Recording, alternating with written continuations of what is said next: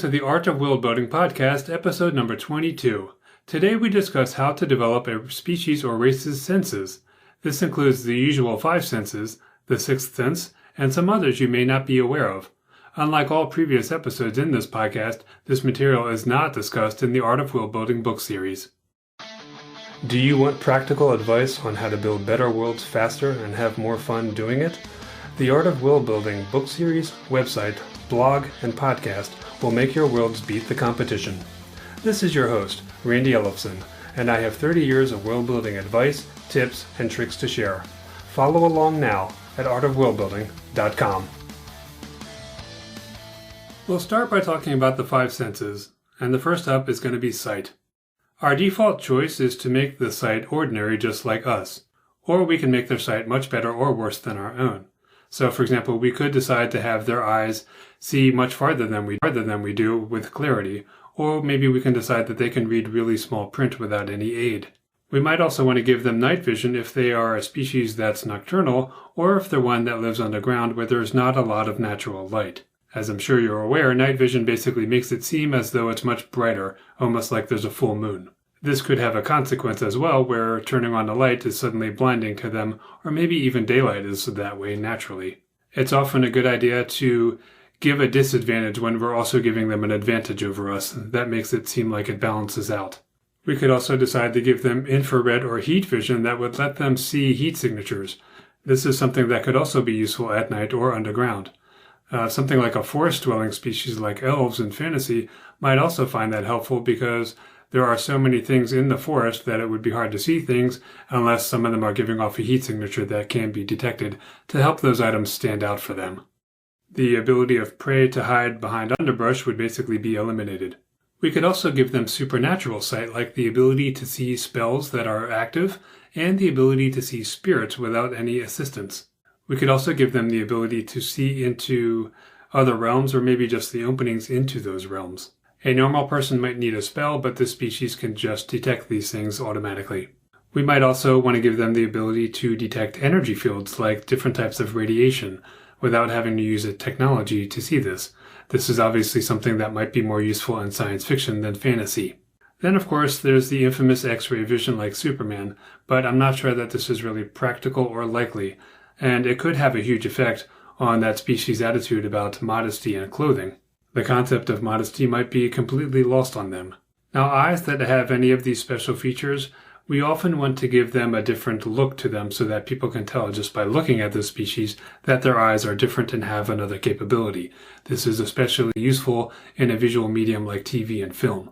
One way to do that is to give an unusual pigment to the iris or to create different shaped pupils. I've listed a lot of things we can do with eyes, but you certainly don't want to do all of these. That would be overkill. You probably only want to give one special ability to a given species. In fact, in an entire setting, you might only want to have one species with unusual sight capabilities. Let's talk a little bit about hearing. Once again, we can make this ordinary just like humans, or we can give them the ability to hear much fainter sounds, or even have them be bothered by sounds that we would consider to be not that loud, but to them it's deafening. We can also give them the ability to hear sounds that are farther away than something that we would hear. And we could also increase their frequency range so that they can hear sounds that are lower or higher that we would not even notice. They might also have the ability to tell which direction a sound is coming from in conditions where this is not so easy, such as a big hall where there's a lot of reverberation.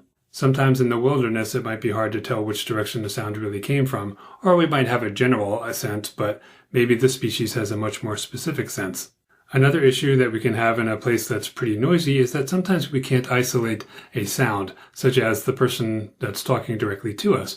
We might be hearing too much noise from other people and we just can't focus on that person that we want to hear. So maybe this species is better at that. This is more likely of a species that spends a lot of time in such a place, such as maybe dwarves, because anywhere underground is probably going to have a lot of echoes to it. Now, this one isn't particularly exciting, and it may not even be that useful to us, so we should try to figure out what might benefit our story when we're trying to think of any of the senses that I talk about in this episode. Now, maybe their ability to pick up a new language is improved because they have a better ability to pick apart the separate sounds into syllables and words. That's another skill, and a very useful one.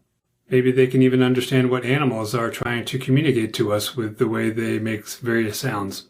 And of course, they could have supernatural talents, like the ability to hear spirits or voices, or even other people's thoughts. That last one seems to be more of a mental trait than an actual hearing trait, but it's still something we can consider. When it comes to their sense of feel, once again, is this better or worse than humans? Maybe they're super sensitive or hyper aware of certain sensations, or the opposite, and they may have a higher or lower pain threshold, which could certainly be useful in battle. Most of us probably think it would be great to not be able to feel pain, but I remember seeing a story a long time ago about a little girl who could not feel pain, and as a result, she made herself go blind. Why did that happen? Well, because she kept sticking her finger up to her eye and scratching her eyeball with her finger, and she was too young to understand not to do that, and she did it so many times that she literally made herself go blind. There were other issues too, such as hurting herself but not feeling it, so therefore she didn't know, and her parents had to constantly check her for injuries because she would never tell them because she was totally unaware of it.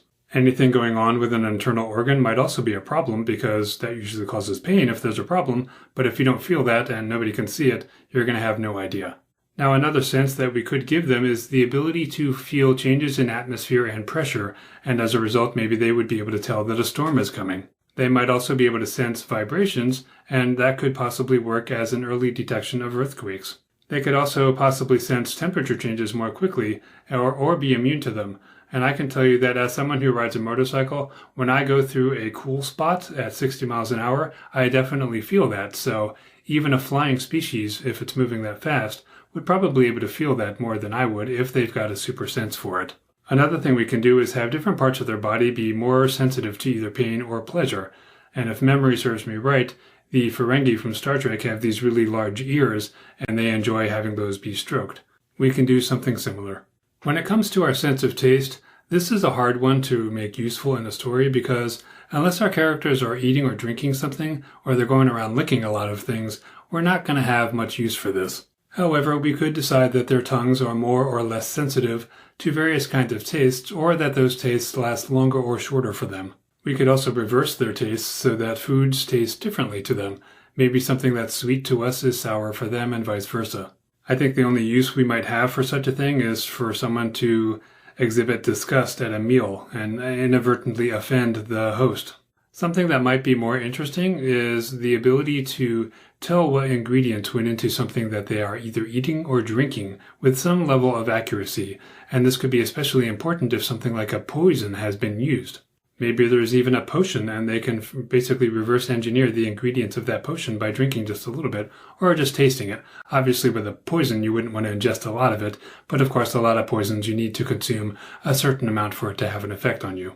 The last of the normal senses we'll talk about is smell. We can once again make this just like us or better and worse than us. Maybe a smell lingers longer, or they can smell something that is fainter and that basically originated farther in the past. Then there's the idea of the bloodhound, being able to follow a scent for a long time. Maybe they can smell something that we may not notice, and this is important. For example, we can smell smoke and realize that there's a fire. Maybe they can smell something else and realize there's a different kind of danger present. Maybe they can once again reverse engineer a scent from a food or drink and interpret the ingredients. They might even be able to tell how many people have left a scent in a room, and from that they could tell how many people were present at a meeting. If they know the scent of those people, maybe they can tell who was present. They might also be able to tell which direction each person left from that room. So that concludes our talk about the basic senses. After this, we're going to talk about some other ones you may not have ever heard of. If you're looking for more world-building resources, artofworldbuilding.com has most of what you need. This includes more podcasts like this one, and free transcripts if you'd prefer to read an episode. You can also find more information on all 3 volumes of the Art of Worldbuilding series, which is available in ebook, print, and audiobook formats. Much of the content of those books is available on the website for free. You can also join the mailing list at artofworldbuilding.com/newsletter. This gets you free, reusable templates from each published volume in the series. You don't even need to buy the books to get these. I also send out contest information, free tips, and other stuff to help with your efforts. Please note that I do not share your email address with anyone because that's against my privacy policy, and you can unsubscribe at any time. Sign up today to get your free content and take your world building to the next level. So we've all heard of the five senses, which were made famous by Aristotle a long time ago, but as it turns out, modern scientists actually think we have a whole bunch more of them. The first one we're going to look at is electroception. This is the ability to sense electrical fields. On Earth, this is almost exclusively aquatic life. They're the ones who can do this, and if you've watched enough nature shows about ocean life, you've probably run across this. Now, the reason it's only in the water, for the most part, is that water conducts electricity much better than air or solids, which you're probably aware of.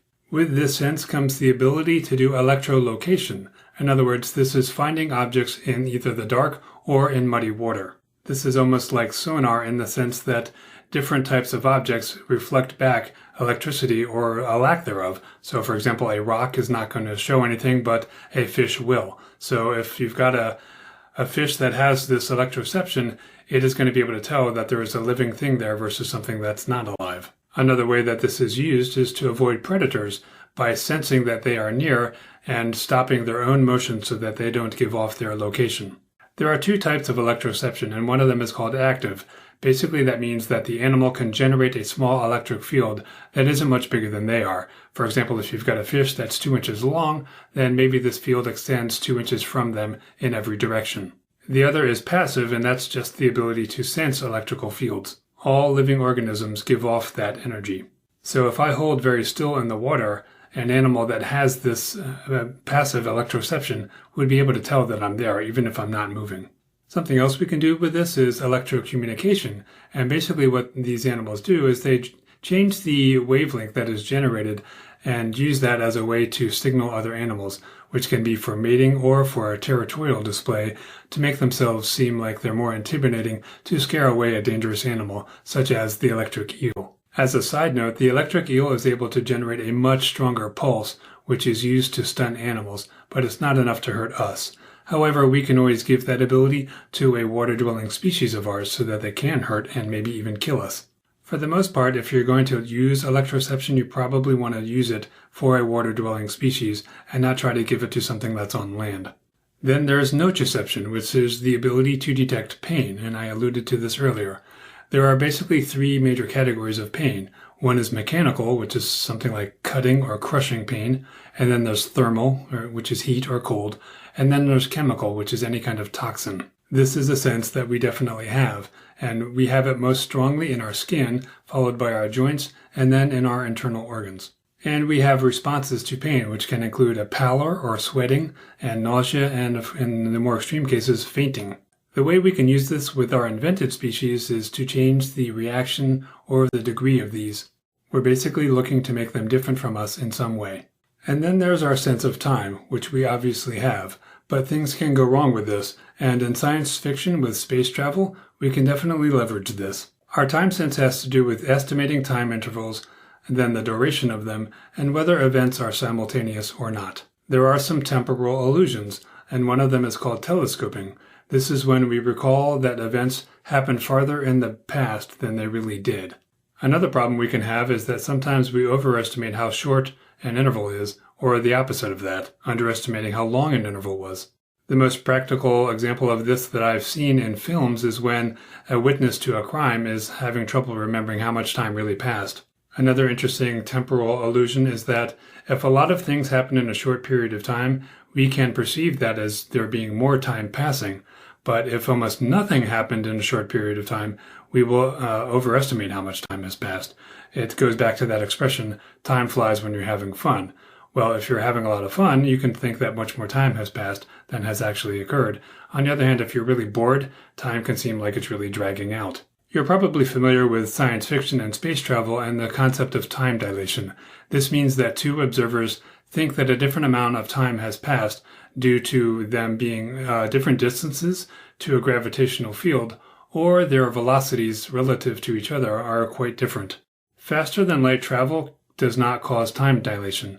Now this is fictional, so that's really just a theory, but we've got jump drive, warp drive, and hyperdrive, which I talked about in a previous episode, and none of those cause this.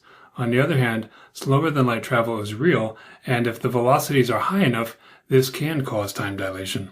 But we could decide that the species we are inventing is basically immune to this effect, and maybe they've even programmed their devices to counteract it as well. Another interesting and real-life sense is magnetoception. This is the ability to detect a magnetic field. This can be used for direction sense, altitude, or location. This is one that we can not only give our species, but any of the animals that we invent. And on that note, animals use this sense to mentally map a region. This is also why an animal can migrate really long distances without using landmarks or even doing this in the dark, so they don't need to see where they're going. Since humans don't have that sense or it's very weak, we tend to use things like the position of the sun or the moss growing on the north side of the tree in the northern hemisphere or the opposite in the southern hemisphere, or an actual device like a compass. You could certainly give a strong magnetoception to one of your species so that they are like a living compass, and imagine how valued they would be by any traveling companions because they're probably not going to get lost very often. The last sense I want to talk about is a fictional one, and I'm just going to make up the name magiception, or in other words, the ability to sense magical energy. This could definitely be useful in a world with magic. If you've got this sense, maybe you can tell what spell has been cast, or how long ago it was cast. Maybe you can tell whether that spell is strong or weak, and whether it's fading in strength. You may even be able to tell what type of magic it is if there is more than one type of magic in your setting. You may even have the ability to sense an anti-magic zone, somewhere where magic is not capable of being performed. You'd probably want to decide how far from the body this sense extends. Is it only a few inches, maybe a body length, or even more than that? And how does their body react when they sense something here? This is a possible trait for a species that is from a highly magical habitat, because this would probably come in handy. Or maybe they're a highly magical species that has been highly magical for thousands of years, and as a result this sense of theirs has increased. Or they could be a species that is routinely being victimized by magic for thousands of years, whether that's from their habitat or from others doing things to them. My last note on some of these is that you generally only want to assign one unusual trait to one of your species, because if you start giving them too many, it just starts to seem a little bit weird.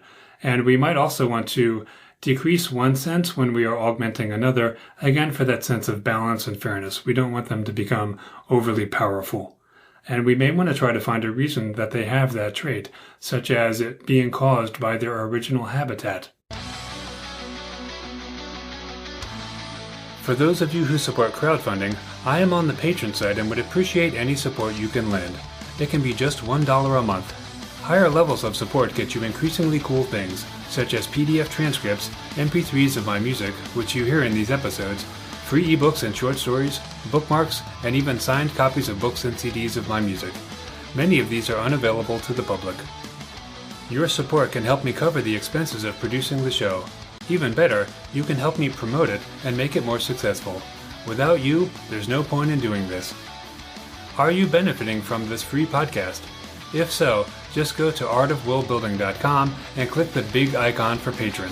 And thank you for your support. It's time to talk about second sight, which is also called a sixth sense. These include clairvoyance, telepathy, psychometry, precognition, and mediumship. Telepathy is the ability to communicate with the minds of others through thought instead of having to talk or use body language or anything like that. Despite what some might think, this is a fictional ability. It is often used in science fiction and fantasy, so you are probably familiar with seeing this depicted. Before giving one of our species this ability, we may want to consider their habitat and their culture before deciding on it. Both their speech and their hearing being compromised might lead them to need an alternate form of communication. So as I talked about earlier, when we give someone an augmented ability like telepathy, we might want to reduce something else, like in this case either their hearing or their speech, to make them weaker in that area. This could make it naturally harder for them to communicate with other species who are not telepaths. So if they are pretty isolated and they stick to themselves and they're all telepaths, then when they interact with others, they're going to have some issues. We don't have to do that, but it's one way to balance them out. I think if they can still speak and hear fine, then this implies that they still interact with other species quite regularly, or that they've only somewhat recently become telepaths and they don't rely on this exclusively. The opposite is also implied. If they have suffered an impaired speech or hearing ability, that would suggest that they really are isolated and they've been telepaths for a long time. Now, a noisy environment might also put them in a position where they develop telepathy because it's just easier to communicate that way. Another potential issue is that maybe predators use this for soundless communication so that it's easier for them to sneak up on their prey, but they can still communicate with each other. We might want to decide if everyone in the species can do it, or if it's just certain individuals, and why that might be. Maybe people need to reach a certain age or have a certain experience, such as maybe the first menstruation for a woman, or maybe losing your virginity for either gender. We should also decide if people can control who hears them, or are they an open book, and pretty much anyone can hear them the same way that if you were shouting in a loud room, everyone who's present is going to hear what you're saying. And then how far do they have to be from another person in order to do this? Is there a distance requirement? Can they not be more than 10 feet apart? Maybe they have to be touching each other. These are ways to give them limitations on this ability so that they're not all powerful and godlike. Clairvoyance is another second sight that we can give our species. And this is the ability to witness future or past people, locations, events, or objects. And no contact or association with that is needed. They can do it regardless of having never met those people or been in that location or touched that object, for example. However, if we are looking for a limit, we can change that and decide they have to have some sort of association. Distance is also usually not considered a factor with clairvoyance, but we can also add that as a limitation. And I do think that between worlds, this would be a reasonable limitation. But on the other hand, we might want to have someone who is so incredibly powerful as a clairvoyant that they can even do this across worlds.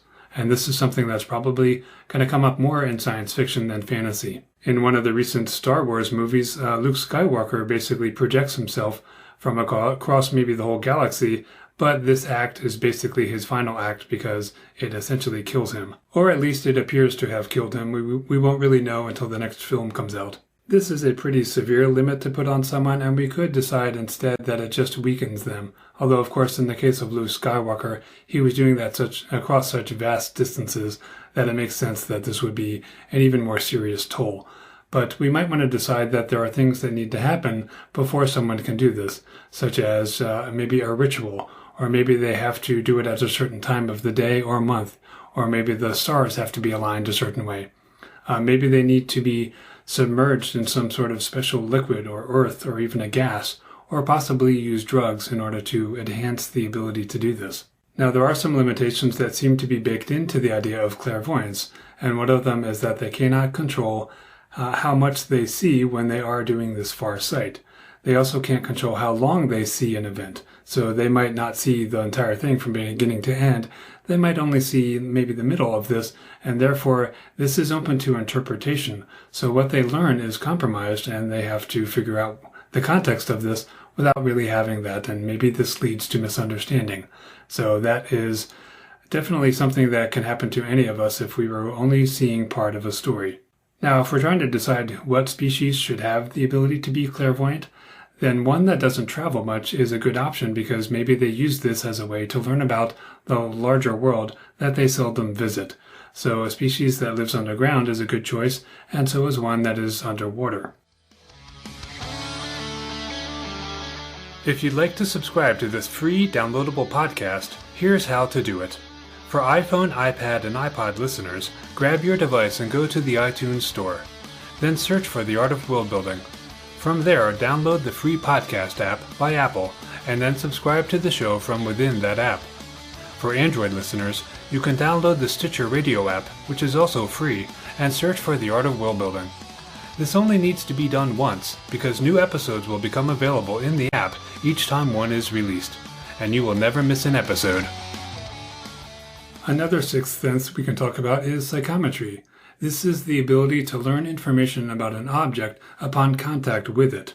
These objects are thought to have some sort of energy field that can be sensed, and the things that can be learned are maybe who owns that object or who last touched it. We can also decide that they can tell how it came to be where it is, and maybe they know its origins or what its future demise is going to be.